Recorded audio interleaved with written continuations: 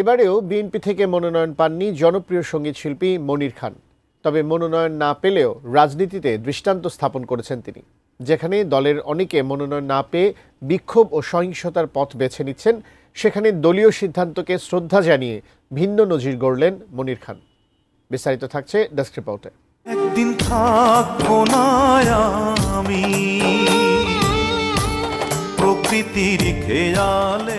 বিএনপির রাজনীতির সঙ্গে জড়িত জনপ্রিয় সঙ্গীত শিল্পী মনির খান দলের কেন্দ্রীয় কমিটির সাবেক সহ সাংস্কৃতিক বিষয়ক সম্পাদকের দায়িত্ব পালন করেছেন এক সময়।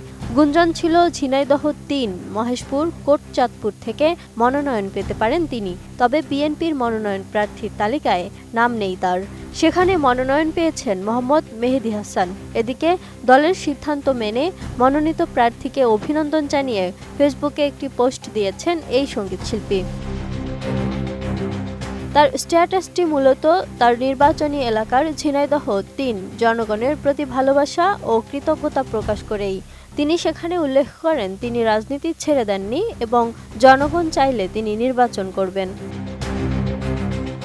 আমি বুঝি নির্মাণের শিল্প, সালাম স্টিল বোঝে durability. Salam steel, most durable still.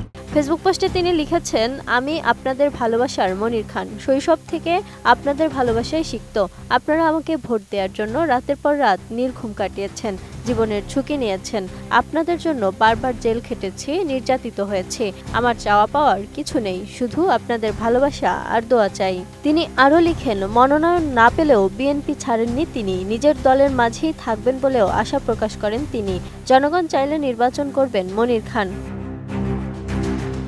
আগামী জাতীয় সংসদ নির্বাচনকে সামনে রেখে দেশের ৩০০ সংসদীয় আসনের ২৩৭টিতে মনোনয়নপ্রাপ্তদের নাম ঘোষণা করে বিএনপি। সন্ধ্যায় গুলশানে দলের চেয়ারপারসনের কার্যালয়ে এক সংবাদ সম্মেলনে মহাসচিব মির্জা ফখরুল ইসলাম আলমগীর প্রার্থীদের নাম ঘোষণা করেন।